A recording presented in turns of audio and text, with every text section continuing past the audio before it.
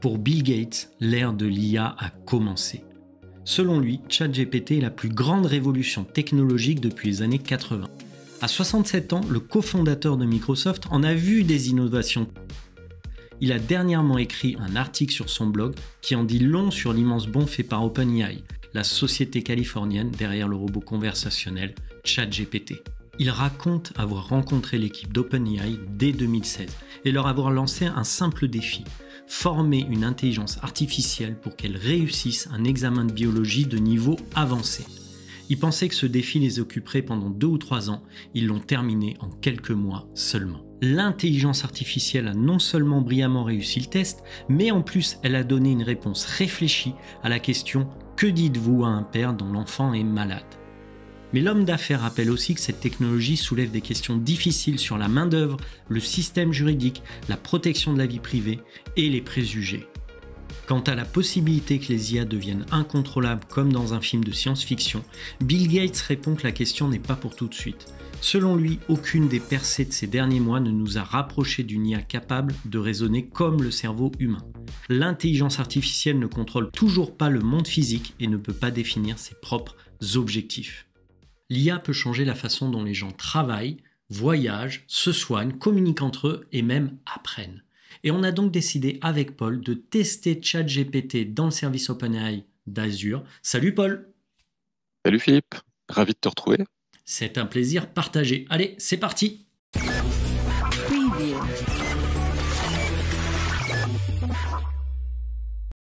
À ton avis Paul, qu'est-ce qui va se passer dans le futur grâce à cette technologie?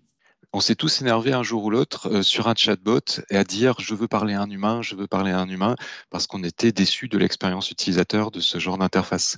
Et bien moi je suis prêt à parier que d'ici quelques temps, et un temps assez court, on va vouloir parler absolument à ChatGPT. Alors, avant de vous présenter ChatGPT via le service Azure OpenAI et de vous montrer notre démo, on a décidé quand même de revenir aux fondamentaux de l'intelligence artificielle. Quelle est son histoire? Qu'est-ce qu'elle peut nous apporter en tant qu'être humain? Et surtout, en quoi l'IA générative est une révolution?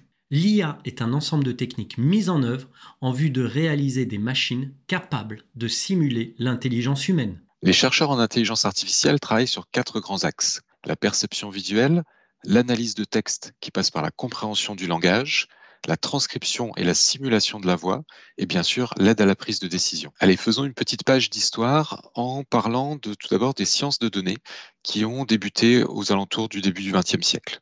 Ce sont l'application de techniques mathématiques, statistiques, probabilistes pour analyser les données. Ensuite, en 1956, apparaît pour la première fois le terme intelligence artificielle.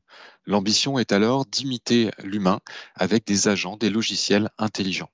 Il y a environ 25 ans, le terme machine learning ou apprentissage automatique commence à se démocratiser avec l'apparition de méthodes d'entraînement d'algorithmes dans des buts prédictifs. En 2021, en plein Covid, on va voir un basculement depuis le monde scientifique vers le monde du grand public d'une technologie qu'on appelle l'IA générative, qui permet ni plus ni moins, à partir de plusieurs trillions octets de données, de pouvoir générer un contenu qui est compréhensible, qui soit visuel, écrit, pour l'être humain. Chez Microsoft, lorsque les ingénieurs développent une intelligence artificielle, ils se basent toujours sur 6 principes en vue du développement d'une IA responsable. Premier principe, l'équité. Les systèmes d'IA doivent traiter tout le monde de manière équitable et impartiale. Concrètement, imaginez que vous ayez déposé une demande de prêt pour acheter une maison auprès de votre banque et que c'est un système d'IA qui va valider ou pas ce prêt. Et bien, ce système ne doit pas se baser sur votre sexe, vos origines ethniques ou même vos croyances en vue de délivrer ou pas ce fameux prêt. Deuxième principe, la fiabilité. Les systèmes d'IA doivent être fiables et sûrs. Alors pourquoi? Concrètement, vous êtes conduit par un véhicule autonome et celui-ci rencontre un problème sur la route. Dans ces cas-là, un accident est très vite arrivé. Troisième principe, la transparence. Les algorithmes doivent être compréhensibles, c'est-à-dire que les développeurs doivent pouvoir expliquer les résultats et les utilisateurs doivent être conscients de la finalité des algorithmes. Quatrième principe, la confidentialité et la sécurité. Les systèmes d'IA, on l'a vu, s'entraînent sur de gros volumes de données.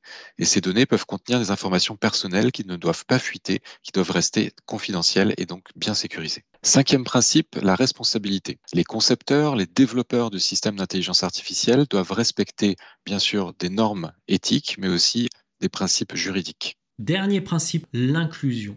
L'IA doit apporter des avantages à toute la société sans distinction et non à une catégorie bien spécifique d'individus.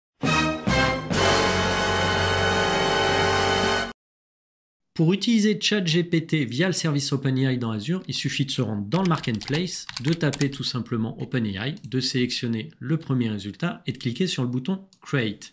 Et là, on va vous demander le groupe de ressources, la région où vous souhaitez créer le service, le nom que vous allez lui donner. Donc, par exemple, dans mon cas, je vais mettre OpenAI Demo PP. Et ensuite, le niveau de facturation. Et puis après, en cliquant sur le bouton Create, vous allez attendre quelques secondes et avoir à disposition ChatGPT, DALL-E pour travailler. 1 minute later. Ici, ce que nous montre Paul, c'est OpenAI Studio dans Azure, qui est en fait l'interface d'administration de ChatGPT. Précédemment, je vous ai dit que ChatGPT était au final un acteur. Eh bien ici, on va le transformer en coach. Un coach qui va m'aider à préparer la certification Microsoft AZ305 à destination des architectes. Et donc, pour le changer, il va falloir travailler sur le champ System Message et on va lui attribuer une nouvelle personnalité. Je copie-colle dans le System Message un prompt qui va transformer ChatGPT en coach AZ305. Pour cela, je lui donne les 4 thèmes de la certification: identité, stockage de données, continuité d'activité et infrastructure. Ensuite, je vais lui demander de choisir un thème et de me poser une question sur un mode vrai-faux.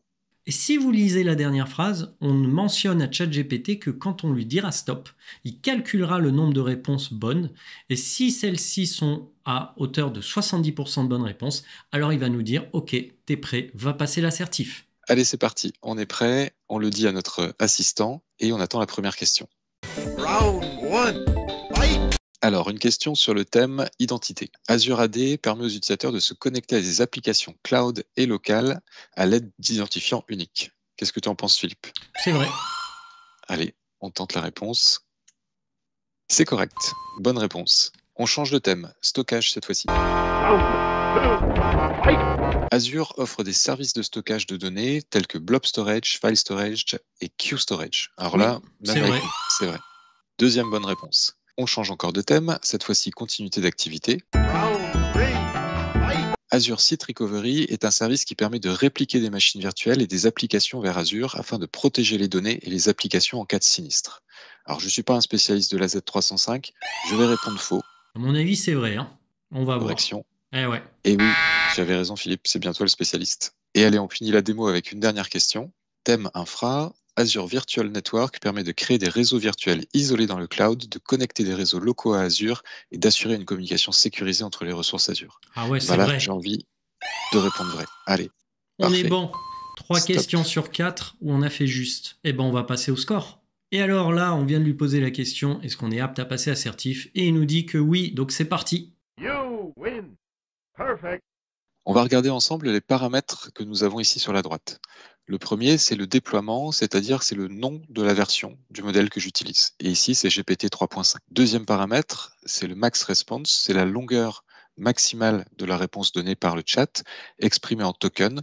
Comptez qu'un token est égal à 4 caractères. Le paramètre température va contrôler le caractère aléatoire.